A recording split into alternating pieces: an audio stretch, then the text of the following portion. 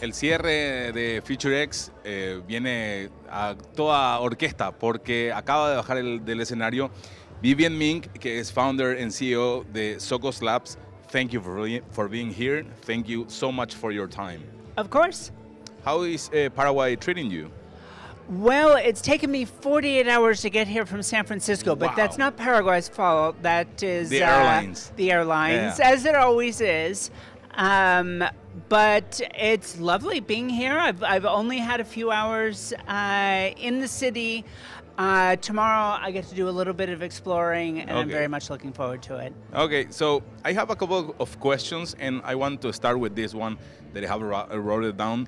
I've been thinking about your work in neuroprosthetics and all these things, and I cannot stop thinking about my industry, the legacy industry of media. How do you think we stop people from being afraid of technology in this industry and get them excited about what is actually going to free them up to be? I think one of the challenges that pops up a lot in my work, and it makes for sometimes an unsatisfying answer, which is there isn't one story here. But if I wanted to overly simplify it, there's this lazy, shallow story and a deep, effortful story. And so acknowledging that shallow and easy one, everyone can just be an influencer. You hop on YouTube.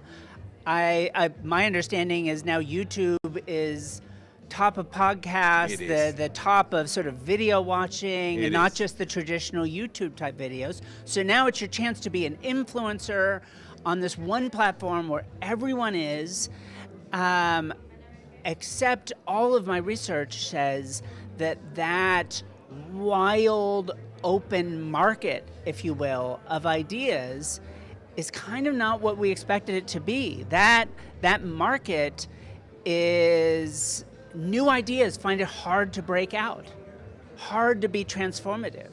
People tend to listen to the same songs, even more than they used to. As soon as they recognize a name, they start watching their videos over and over again. And so that world isn't really the one we were sold, with technology transforming media to make it more accessible, to use the term to democratize media. I'm not a fan of that term, because all we see is something I call the information exploration paradox. The more information that's out there, the more media that's out there, the less people explore. It's a genuine paradox. There's more to explore because so many people are creating now, and yet people consume from a smaller selection of sites, and they stick with the safe ones. They basically look at what their neighbor's doing, and they just do the exact same thing. So that's the shallow path. It's the path we're on, and that's something to be worried about if you're a new author like me, or trying to innovate in this, whether legacy or the new media space. But then there's something deeper, like genuinely creating something new, a new voice in this space. It is true, it's harder for new ideas to break through, this new psychological block that prevents us. But the value creation of that, truly saying something different than other people. And the wonderful thing, if you'll forgive something that's so sort of happy and human, is everybody has something unique to say. Yeah. Literally, it's trained out of us, it's educated out of us. You want to sound like everyone else.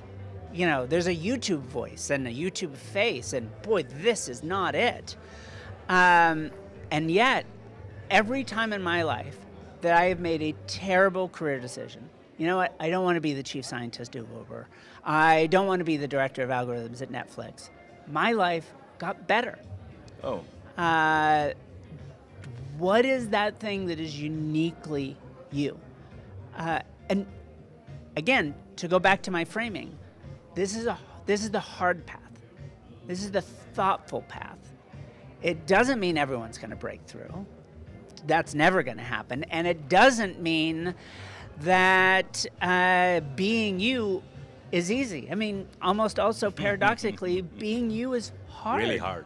It's not how our brains are set up. We have neural circuits that make it so much easier to see and hear the world just like our best friends. It's built right into us. Breaking that habit, saying something uniquely you, is your only value proposition in this wildly transformed media space. Moving on, for human worth, as AI begins to handle more of our intelligence, what's the one deeply human trait we should be doubling down or right now that isn't just about productivity? Is that being you, being yourself?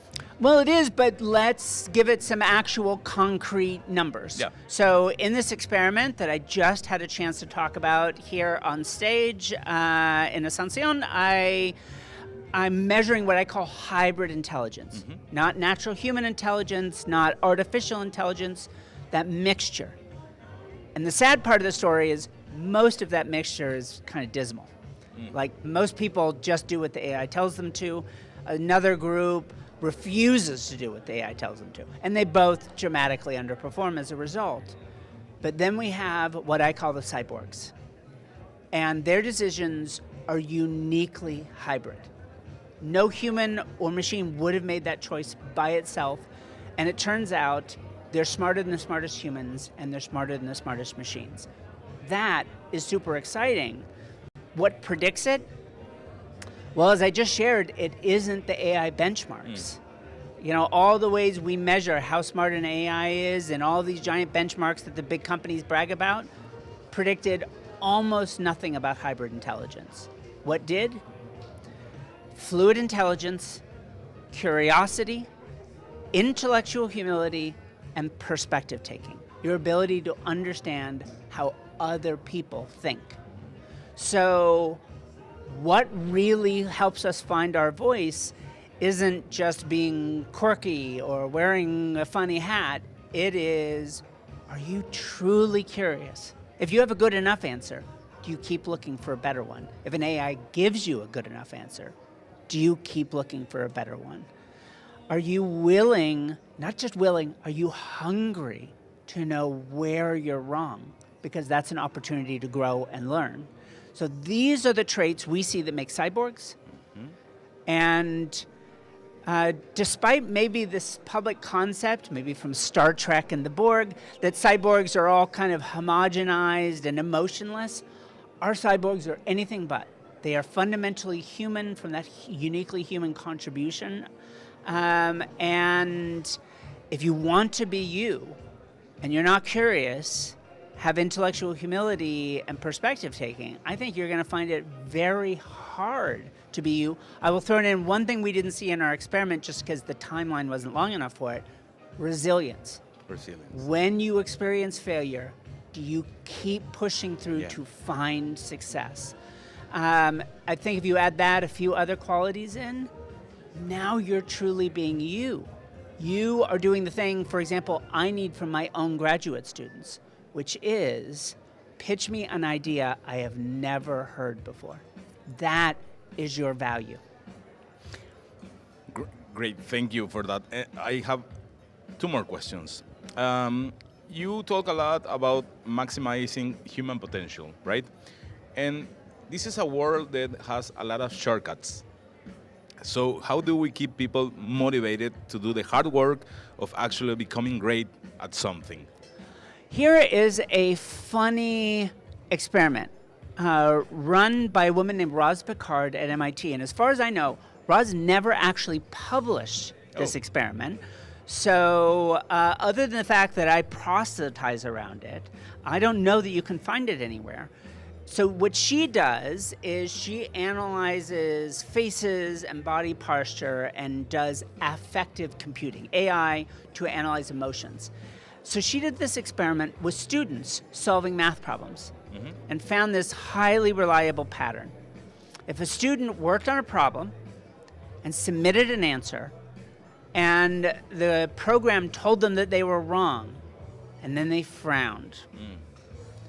Strong predictor that they will give up, disengage, and never complete any more problems. But Roz is a professor at MIT, so some of the students in her experiment were MIT students. And there are other elite universities in the world, but she's got that. And a really funny thing happened. When they worked hard on a problem, submitted an answer, told that they were wrong, and then frowned, literally the exact pattern I just described that predicts giving up, they worked even harder. Oh. So I'm a nerdy neuroscientist. When you ask me, how do we build people that, want to be told when they're wrong, that want to explore, my response is, what we need to do is train their brain to expect an even bigger, longer-term reward for exploring than it will get for a quick, safe answer. So I'm solving a maze like a good little rat, and I find a little bit of cheese. Is that good enough, or am I going to keep searching for the mother lode of all cheese rewards? And the interesting thing about these MIT rats is that they have learned that being wrong predicts something even better in the future. It predicts learning and growth.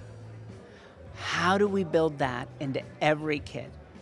I will freely acknowledge there's surely some genetic differences in these elite students, but it doesn't explain everything that's different about them. Their life experience is a part of that. So if you're a parent or an educator or a business leader, how do I literally build curiosity, the growth in curiosity, into the lives of my children, my students, and my employees? Am I rewarding my child because they give a right answer? Or am I rewarding them because they're giving a truly fascinating question that I never thought about before? And I'm not just dreaming here. The research is in.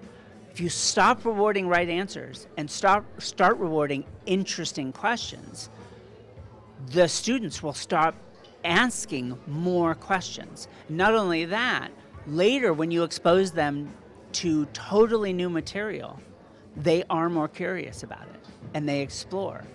And they're willing to work harder and make more mistakes to get more interesting answers.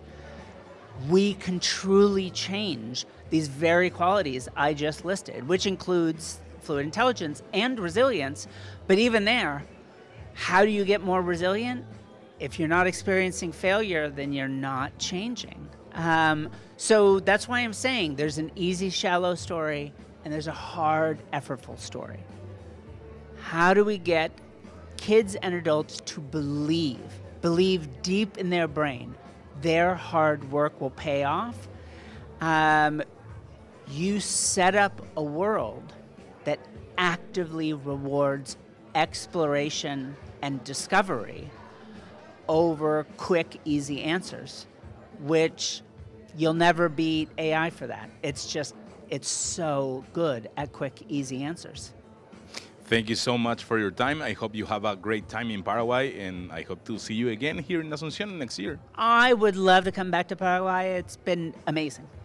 Muchas gracias a todos por haber participado, por haber estado ahí. Estas entrevistas, por supuesto, que quedan y después pueden leerse también en latribuna.com.py.